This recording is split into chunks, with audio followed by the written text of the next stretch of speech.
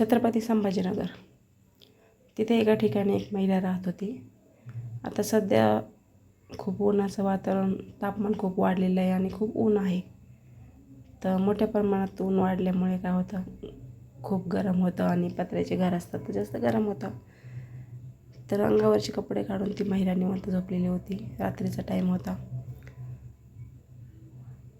तर जेव्हा ती झोपलेली असताना जेव्हा रात्री अचानक तिला असं जाणवलं की खिडकीतून कोणीतरी डोकून बघतंय.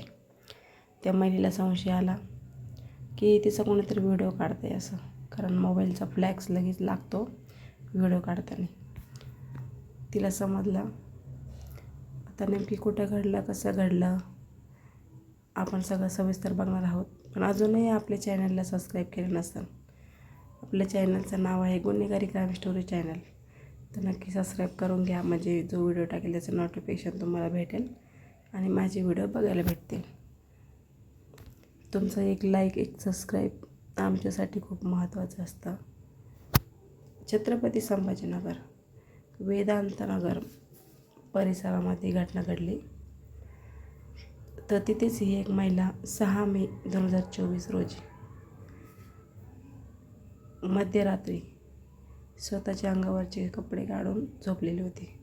कारण आता उन्हाळा खूप आहे, त्यामुळे खूप गरम होतं आणि लाईटी पण कधी जातात कधी येतात, तर खूप प्रॉब्लेम होतो.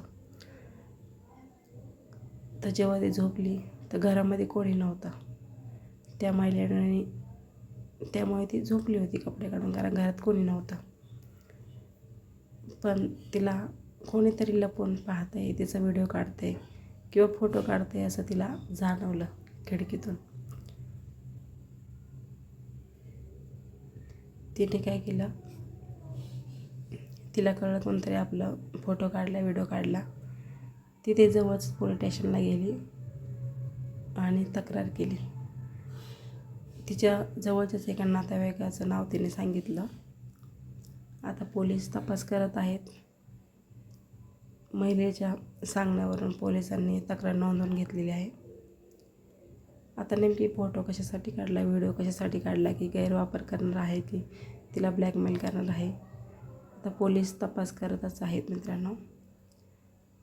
त्यामुळे सगळ्यांनी काळजी घेतली पाहिजे. समाजात अशा घटना खूप घडत आहे. भेटूया नेक्स्ट व्हिडिओमध्ये.